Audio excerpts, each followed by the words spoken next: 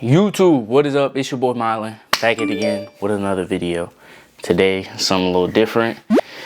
I want to talk about a situation that recently happened to a young man, Terrance Shannon Jr., who was accused of rape and found not guilty. I'm going to read this article from AP News about the case for y'all that don't know.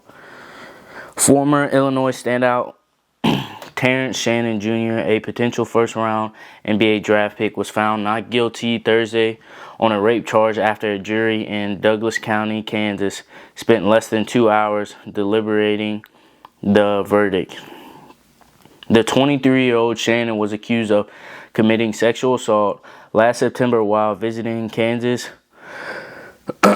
for a football game between the Illinois and the Jayhawks. He was charged with rape or an alternative count of sexual battery, which led to him being suspended for 6 games. A federal judge later reinstated him, ruling that his civil rights had been violated. Shannon testified that he joined 2 roommates and a few Kansas players at a bar on September 8th, 2023, but he only had a few drinks and remembered everything that happened that night. Shannon said he didn't learn of the rape allegations until several weeks later, and that he had never seen the 18-year-old woman who had accused him until the case had begun. The woman told police she was at a bar when a man, whom she later identified as Shannon, grabbed her buttocks and reached under her skirt to touch her.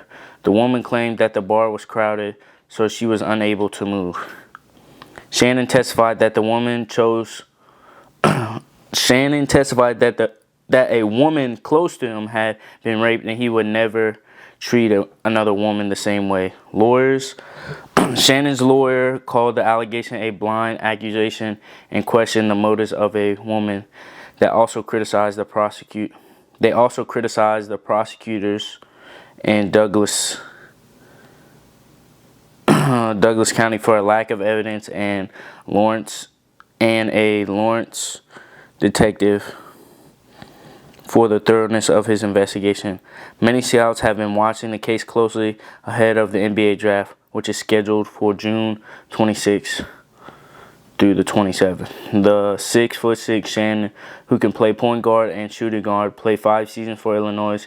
He was at his best this past season, averaging 23 points for a team that reached the Elite Eight before losing to the eventual national champion UConn. Shannon was voted first team All-Big Ten and third team All-American by the Associated Press.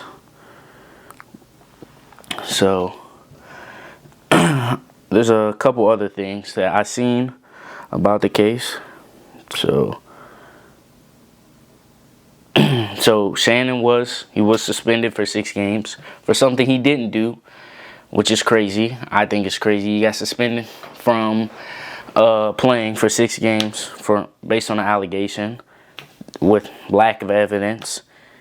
And there was a no chance at almost every away game that he was at. Damaged his draft stock and was left off the All-American team. All for something he didn't do. And there's some more evidence that I've seen. So I'll put it up here and y'all can read it. And then I'll put like the little group text that they sent each other, which was so I just want to give my little opinion and my thoughts on the whole case. Scoot up a little bit, cause I'm also a young black man in America, and this very well could have happened to me, or it could have happened to any other young black man, or any black man in America. I think it shows, even when you're careful, that you can still be a victim of somebody accusing you of something you never did. And I just feel like it's very wrong what they did, that she accused them. And they even had in the evidence that they took swab. When you get sexually assaulted, or you get anything of that matter, they usually do like they do the little kits when they get swabbed so they can get the DNA of the suspects potentially.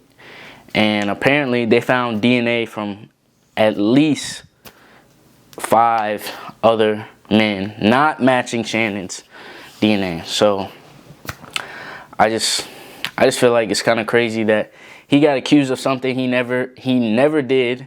He never even seen the girl until the trial, and he also got suspended for 6 games, and she hurting his draft stock. I mean, the text message showed that it seemed like it was just a front. At least, I mean, it don't seem like it was something real. If they're saying stuff like that in a group text message, it doesn't seem real. And I hate situations like this because then it just it hurts the people that actually have been sexually assaulted or raped or things of that nature or sexually harassed. I feel like it just hurts them because, now people are less likely to believe them, which it's sad, but I feel like that when stuff like this happens, it comes true. Because there was also another case. This is a little different than his. I don't know too much about it, but it was this older man. He went to prison for 16 years.